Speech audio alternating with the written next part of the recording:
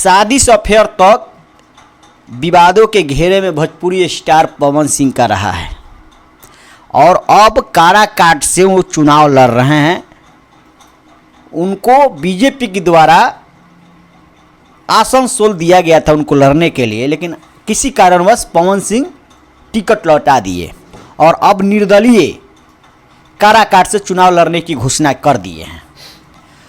पवन सिंह इस लोकसभा चुनाव में 2024 के लोकसभा चुनाव में काराकाट के लिए कितना असरदार रहेंगे, आज इसी पर हम चर्चा करेंगे। और चर्चा करने के लिए जुड़ चुके हमसे सरोज जी और गौतम जी। पहला सवाल सरोज जी, पवन सिंह विवादों में हमेशा रहते हैं, क्या इस बार 2024 के लोकसभा चुनाव में काराकाट से अपना उम्मीदवारी की घोषणा कर दिए हैं निर्दलीय? आपको क्या लगता है कि उपेंद्र कुशवाहा, राजा राम मोहन कुशवाहा जो माले के नेता हैं, उनको टिकट मिला है माले से, क्या वो दोनों को टक्कर दे पाएंगे? नमस्कार सभी न्यूज़ बसरा देखने वाले दर्शकों को।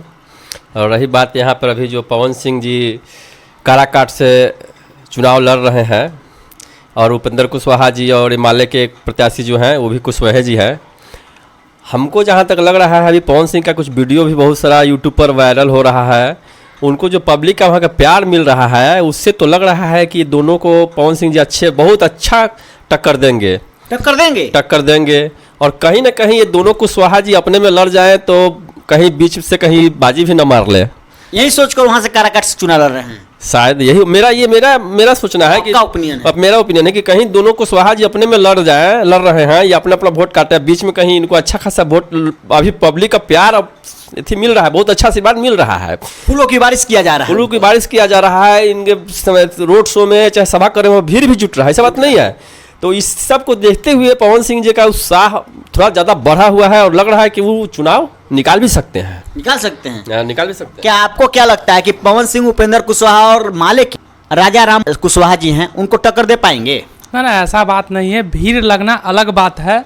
वो भाई गायक हैं, आए हैं, स्टार हैं, फिल्म स्टार से आए हैं, तो लोग उनको देखने के लिए आते हैं।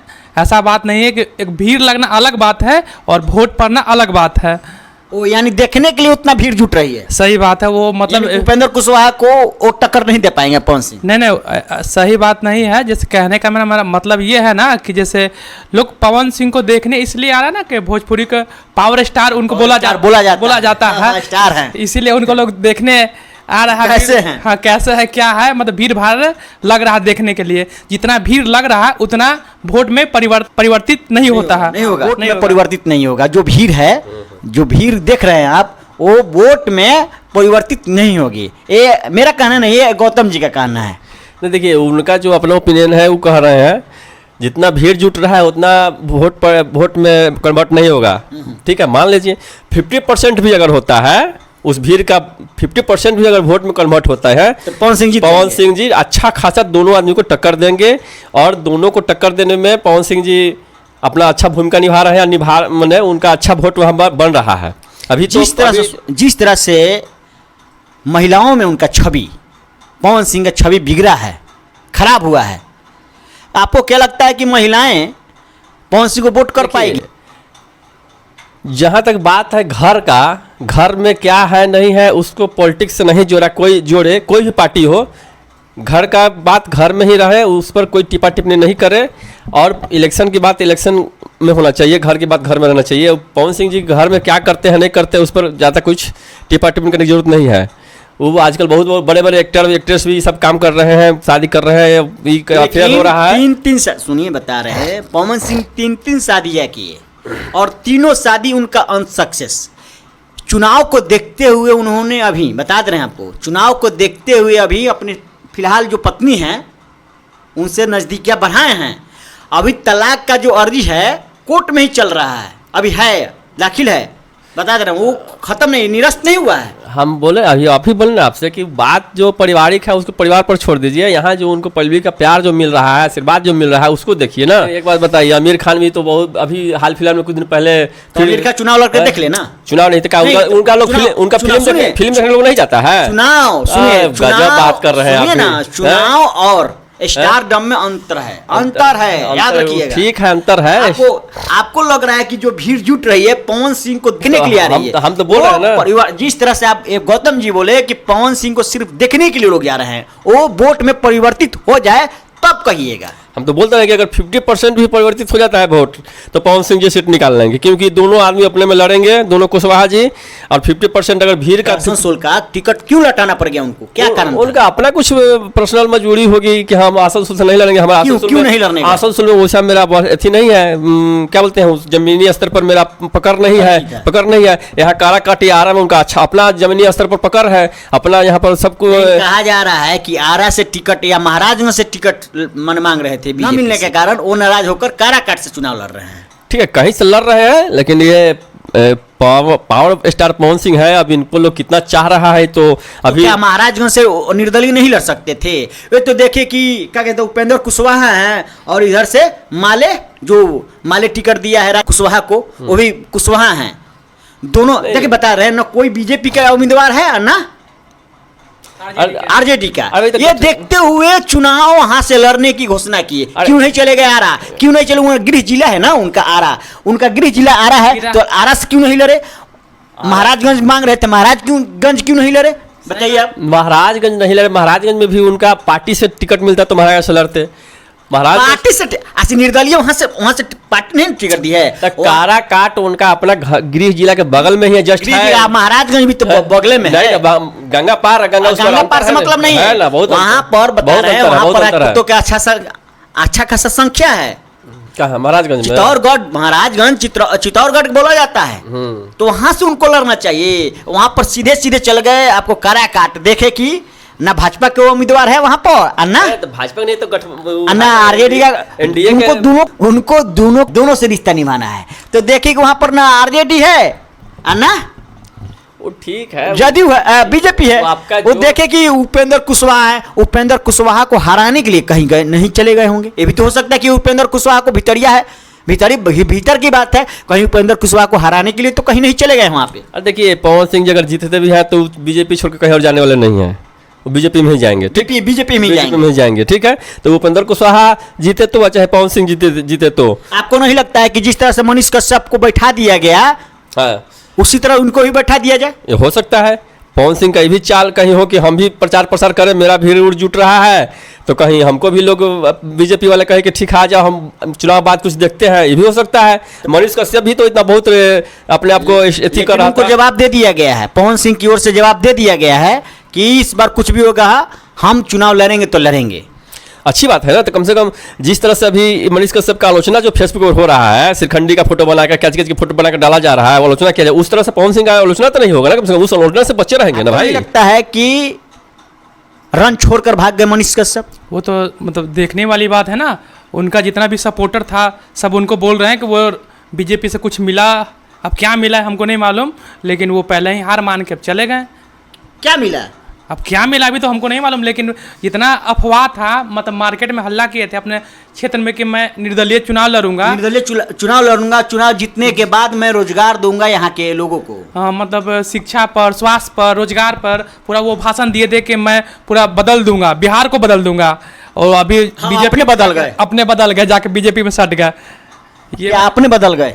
अरे वो कुछ नहीं करने वाला आदमी है, वो खाली फेंकता है, यूट्यूब चलाता है, छूट मुझे फेंकता है। वो देखने में लगता है फेंकू आदमी कुछ करता है, केवल अपने बारे में सोचता है, उसको अपना अथी मिल गया, हो गया काम खत्म। वो किसी के बारे में सोचने वाला व्यक्ति नहीं है। वो जो उसके झांसे में पड़ेगा वो सबसे बड़का मूर्ख होगा, समझ गए।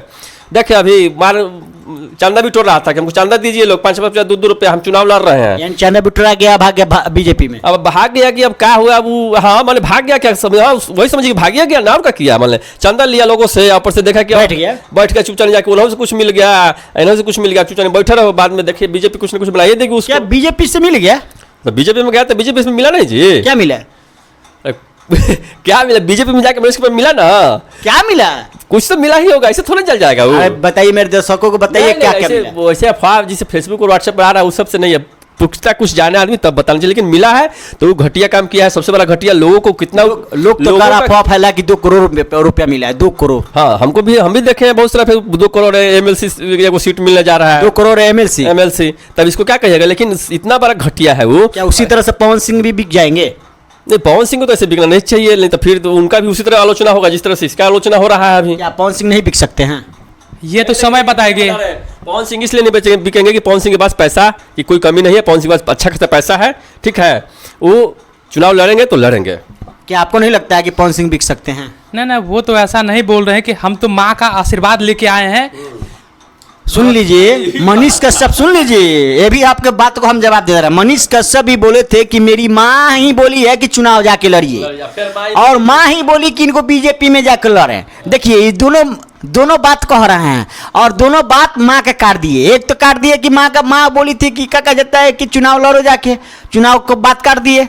अब जाके माँ बोली कि जाओ के बीजेपी मिल जाओ, जाके बीजेपी में मिल गए। अब बीजेपी में मिलकर कितने रोजगार दे रहे हैं बिहार वासियों को देखना ही है। वो तो बीजेपी में गए तो रोजगार मिलने की बात नहीं है, कुछ नहीं। जब बीजेपी की सरकार आई है ना तो रोजगार जीरो आप देख लीजिए ना, 2014 से अभी तक है, 2024 हो गया ना, कितना रोजगार मिला है। केंद्र में देख लीजिए या बिहार में देख लीजिए। बोल रहे हैं कि हम दबाव देकर बीजेपी को दबाव देकर मैंने बिहार वासियों को नौकरी दिलवाऊंगा। इतना ऐसा मनीष कश्यप जैसा कितना आया और कितना गया, बोलने वाला लोग बोलता है।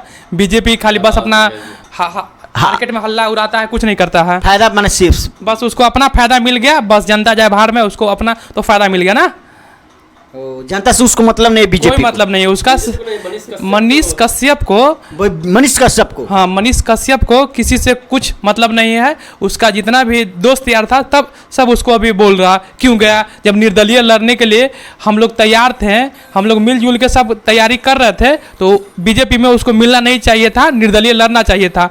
लेकिन अब क्यों गया, उसका अपना स्वार्थ के कारण वो अपना चला गया बीजेपी, स्वार्थ सिद्ध करने के लिए वो बीजेपी में जाके ज्वाइन कर लिया। तो कह रहा है, अफवाह फैला रहा है कि सच है कि 2 करोड़ बिका है, 2 करोड़ में और 1 MLC। अभी तो मेरे पास ऐसा कोई जानकारी नहीं है, हो भी सकता है। मार्केट में हल्ला होता है, कुछ ना कुछ सही भी होते हैं, कुछ गलत भी होते हैं। जी, पवन सिंह के उम्मीदवारी पर जैसे कि काराकाट से उन्होंने घोषणा कर दिया कि इस बार चुनाव लड़ेंगे तो लड़ेंगे माँ के कहने पर, तो मनीष कश्यप भी माँ के कहने पर चुनाव लड़ने की घोषणा किए थे। क्या मनीष कश्यप जैसा इनका भी हाल तो नहीं होगा? अरे मनीष कश्यप और पवन सिंह को दोनों आप एक तराजू में क्यों तौल रहे हैं? एक तराजू में इसलिए तौल रहे हैं कि दोनों एक बता दे रहे हैं, दोनों आदमी एक दूसरे के सपोर्टर थे। और गुंजन सिंह, देखिए गुंजन सिंह के प्रचार में गए थे, याद है ना, नॉमिनेशन में गए थे ना मनीष कश्यप गुंजन सिंह गए थे, और खुद क्या कर लिए? अरे प्रचार प्रसार में जाना और किसी के साथ उठना बैठना वो अलग बात है, ये चुनावी मुद्दा है। इस पर उनका बोले ना, मनीष कश्यप वो अपने स्वार्थी आदमी है, वो अपने स्वार्थ के लिए काम कर रहा था कि हम निर्दलीय चुनाव लड़े। बीजेपी देख रहा था कि भाई इसके पास कुछ अच्छा, पब्लिक में इसका पब्लिसिटी अच्छा लग रहा है, तो भाई इसको भाई अथी करो, बैठाओ इसको। वहाँ पर बीजेपी का कैंडिडेट था ना, जहाँ से लड़ रहा था, बीजेपी का कैंडिडेट था, तो देखा कि भाई इतना जायसवाल थे तो बीजेपी का कैंडिडेट थे, तो सोचा कि भाई इसको पहले बैठाओ आराम से, ताकि ये खड़ा हो जाएगा तो फिर मेरा कैंडिडेट वहाँ से हार जाएगा।